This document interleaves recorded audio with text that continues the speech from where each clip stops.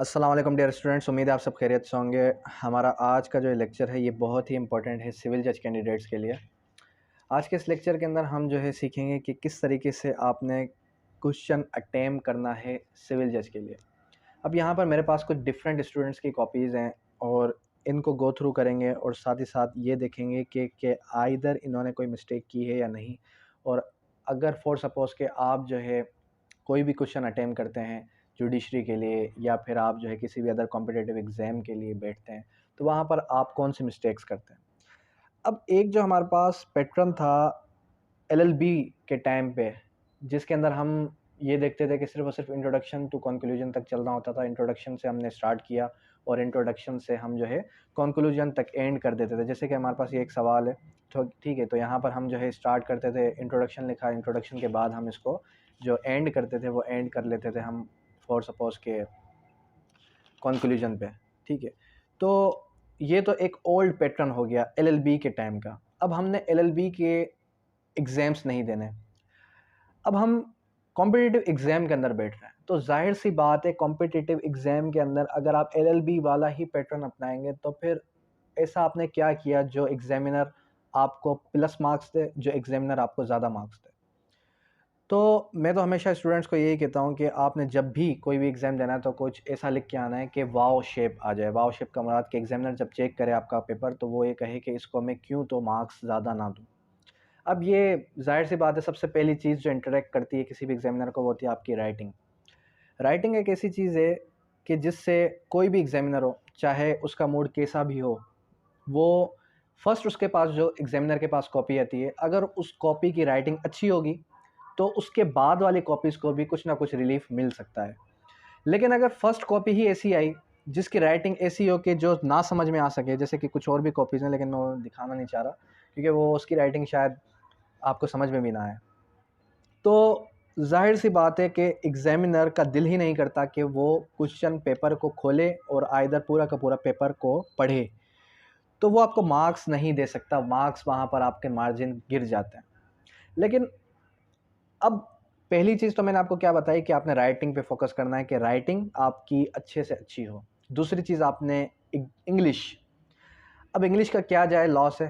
मैंने आपको पहले भी बताया था कि अगर आप जो है एक बेस्ट आंसर लिखना चाहते हैं, एक ऐसा आंसर लिखना चाहते हैं कि जो इंटरैक्ट करे एग्ज़ामिनर को, तो आपने क्या करना है, आपने अच्छे से अच्छी राइटिंग लिखनी है और ग्रामेटिकल मिस्टेक्स को अवॉइड करना है। ग्रामेटिकल मिस्टेक्स ढूँढना इस कदर मुश्किल हो जाए कि एग्ज़ामिनर तलाश करने बैठे तो उसको कोई इक्की-दुक्की कोई एक जो है मिस्टेक नज़र आए, आइदर एक मिस्टेक्स नज़र ही ना आए आपको, किसी भी एग्ज़ामिनर को। तो ख़ैर ये मेन वो पॉइंट्स हैं जो आपको कोई भी लॉ टीचर नहीं बताता। वो सिर्फ़ और सिर्फ़ आपको लॉ पढ़ाते हैं और ज़ाहिर-सी बात है फिर ये चीज़ें आपको खुद ही फ़ेस करनी होती हैं। और फिर जब आप अटेम्प्ट देते हैं तो आप कहते हैं कि ओह!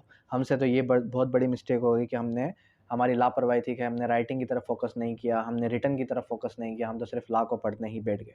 तो ख़ैर पहले हम जो है मिस समरा भट्ट हैं, एक जो है हमारे पास स्टूडेंट रह चुकी हैं, तो उनकी कॉपी को गो थ्रू करेंगे, फिर उसके बाद डिफरेंट कॉपीज़ को गो थ्रू करेंगे। लेकिन ज़्यादा टाइम नहीं लूँगा मैं आपका, सिर्फ़ और सिर्फ़ 1 ही या 2 कॉपीज़ को ही गो थ्रू करेंगे। अब देखिए यहाँ पर इन्होंने क्या किया, क्वेश्चन नंबर लिखा और फिर वहाँ पर क्वेश्चन का नाम लिखा और फिर स्टार्ट कर दिया। देखें, पहली चीज़ मैंने आपको क्या बताई कि इंट्रोडक्शन टू कंक्लूजन। अब देखें यहाँ पर अगर आप इंट्रोडक्शन से स्टार्ट कर रहे हैं तो यहाँ पर आपने इंट्रोडक्शन का वर्ड नहीं लिखना बल्कि प्रीफेस कर देना है। अगर आप इंट्रोडक्शन लिख रहे हैं तो कुछ भी नहीं करना। पैटर्न भले वही आप यूज़ करें जो आप यूज़ करते हुए आ रहे हैं, लेकिन आपने क्या करना है, वर्डिंग चेंज कर देनी है। और जो आपकी बैरक की वर्डिंग है, बैरक की हेडिंग है, उस हेडिंग को ही आपने यहाँ पर हेडिंग बना लेना है। किस तरीके से, मिसाल के तौर पे अगर लिमिटेशन एक्ट वो आपसे पूछ रहा है कि लीगल डिसेबिलिटी, तो आपने उसको हेडिंग यूँ दे देनी है कि लीगल डिसेबिलिटी अंडर सेक्शन 678 जो भी आपका रेलेवेंट प्रोविज़न है, ठीक है? तो आपने क्या कर दिया, आपने उसको हेडिंग के बारे में बता दिया। तो ख़ैर हम पढ़ने जा रहे थे, इसका एक जो हमारे पास क्वेश्चन है स्पेसिफिक परफॉर्मेंस का। सबसे पहले इन्होंने क्या किया, इन्होंने बताया कि भाई the jurisdiction of decree specific performance is discretionary in nature. मतलब कि इन्होंने सबसे पहले इंट्रोडक्शन के ही वर्डिंग्स यूज़ की, वो वर्डिंग यूज़ की जो इंट्रोडक्शन के अंदर आप यूज़ करते हैं, ठीक है? The court is not bound to grant such relief. क्या बताया, the court is not bound to grant such relief because it is lawful to do so, but it is discretion of the court is not arbitrary but sound and reasonable guided by the judicial principle. मतलब इन्होंने क्या किया, इन्होंने सिर्फ और सिर्फ वही बात की जो इंट्रोडक्शन के अंदर इन्होंने लिखनी थी। अच्छा, यहाँ पर कुछ जाहिर सी बात है मिस्टेक्स भी होंगी, नो वन इज़ परफेक्ट, मैं पहले भी बता चुका हूँ। अगर इनकी जगह मैं खुद भी कोई पेपर लिखता तो जाहिर सी बात है कोई ना कोई मिस्टेक मैं भी करता, तो उन मिस्टेक्स को हम अवॉइड करेंगे, क्योंकि हमारा जो आज का बेसिक पर्पस है इस लेक्चर को आप तक डिलीवर करने का, उसको हमने फुलफिल करना है। फिर इन्होंने क्या बताया, इन्होंने जो है रेफरेंस दिया सेक्शन नंबर 26 का। जैसे मैंने आपको बताया कि भाई आपने क्या करना है, आपने जो है एक बैरक का जो सेक्शन है, बैरक का जो प्रोविजन है उसको ही हेडिंग बना लेना है। Non performance except with variation. अब जो नॉन परफॉर्मेंस है except with variation under section 26 इन्होंने उसको एलोबरेट किया। अच्छा, मैं लास्ट टाइम भी आपको मैंने बताया था कि बैरक की वर्डिंग जो होती है वो कॉपी पेस्ट करना बहुत ही नेक्स्ट टू इम्पॉसिबल है। अब उसको किस तरीके से आप कॉपी पेस्ट करेंगे, उसको किस तरीके से आप लेके आएंगे, जाहिर सी बात है आप जो है क्या करेंगे, आप या तो रट्टा मारेंगे, रट्टा मारने के बावजूद भी कुछ ना कुछ आपकी मिस्टेक्स आएंगी, कुछ ना कुछ आपकी जो है कमी कोताही रह जाएगी, तो उसको कैसे फुलफिल किया जाए। तो मैं तो सिंपल इतना कहता हूँ कि बैरक को अच्छे से 3 से 4 बार पढ़ लें। अगर याद हो जाता है तो चलो ठीक है, लेकिन अगर याद नहीं होता तो उसका अल्टरनेट सॉल्यूशन ये है आपके पास कि आपने क्या करना है, आपने जो है अपनी वर्डिंग के अंदर लिख लेना है। अब अपनी वर्डिंग के अंदर किस तरीके से लिखें, यानी कि अपने वर्ड्स यूज़ करें लेकिन कॉन्सेप्ट वही हो जो आपने बैरक के अंदर पढ़ा है। तो खैर यहाँ पर इन्होंने क्या लिखा, यहाँ पर इन्होंने लिखा where the plaintiff seeks specific performance of the contract in writing and defendant seeks variation in his contract. मतलब इन्होंने क्या किया, इन्होंने बैरक की वर्डिंग को ही लिखा लेकिन अपनी वर्डिंग के अंदर लिखने की कोशिश की, क्योंकि बैरक की वर्डिंग आपको पता है कि वो एज इट इज़ आप नहीं कॉपी पेस्ट कर सकते। फिर उसके बाद बताया वेयर बाय फ्रॉड और मिस्टेक ऑफ फैक्ट, जहाँ पर फ्रॉड या मिस्टेक ऑफ फैक्ट आ जाए तो वहाँ पर हम क्या करेंगे, of the contract which specific performance और सॉर्ट डिफरेंट फ्रॉम द क्रम्स with the different enter into the contract is plaintiff seeks specific performance except with the variation to set up। मतलब इन्होंने ये बताया कि भाई अगर फॉर एग्जांपल कोई फ्रॉड आ जाए, कोई मिस्टेक ऑफ लॉ आ जाए, मिस्टेक ऑफ फैक्ट आ जाए, तो उसको आप किस तरीके से एलोबरेट करेंगे। Where the fraud mistake of fact with reasonable apprehension. मतलब अब इन्होंने क्या किया, अब इन्होंने इसका भी सब टॉपिक बना लिया।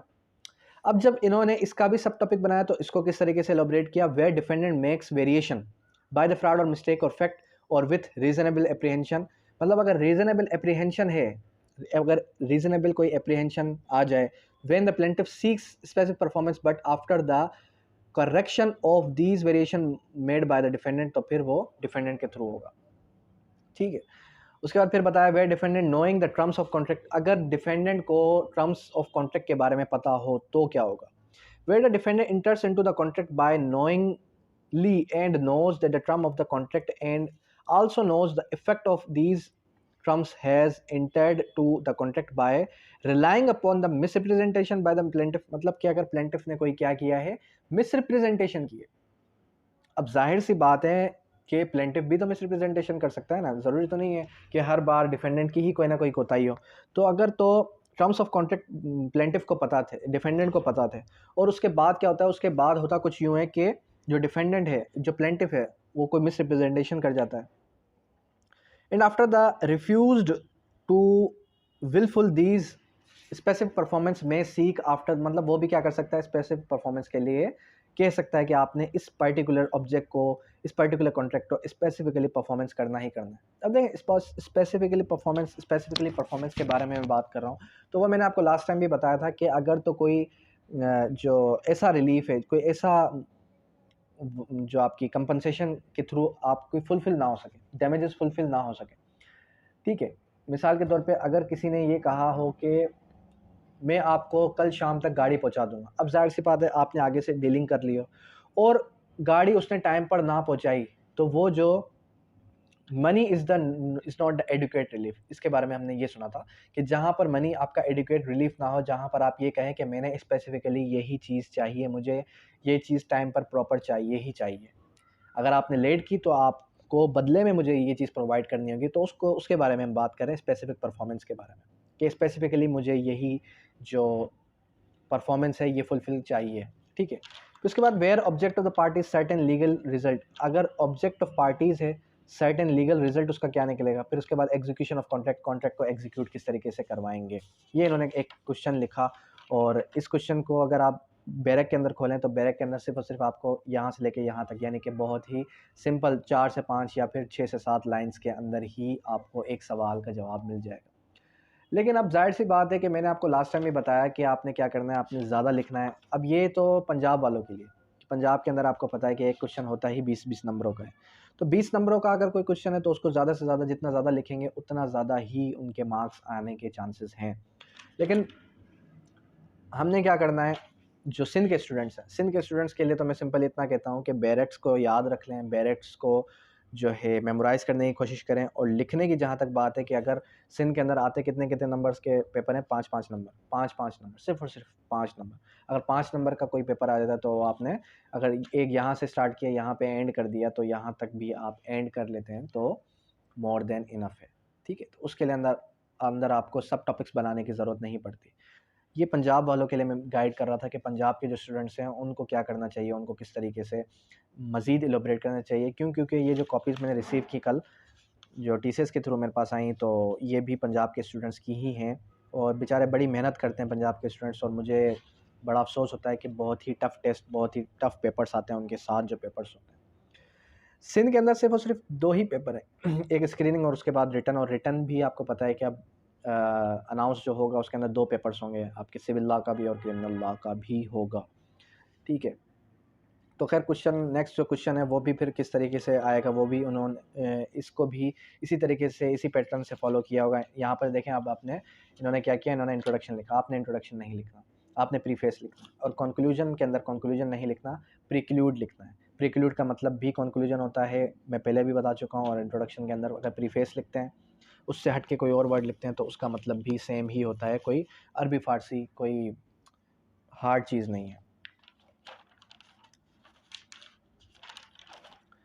ठीक है, इन्होंने अब ये जो क्वेश्चन है ये इन्होंने थोड़ा मज़ीद लेंदी कर दिया, क्योंकि इन्होंने इसके अंदर केस लॉज का रेफरेंसेस भी दिए। अच्छा, केस लॉज के बारे में, सिंध के अंदर आपने केस लॉज के रेफरेंसेस नहीं देने। ये जो इन्होंने यहाँ पे केस लॉज दिए हुए हैं 2016 सीएलसी, ठीक है, इस तरीके से कुछ और भी केस लॉज दिए होंगे, इन्होंने देने थे लेकिन इन्होंने शायद नहीं दिए, भूल जाते हैं।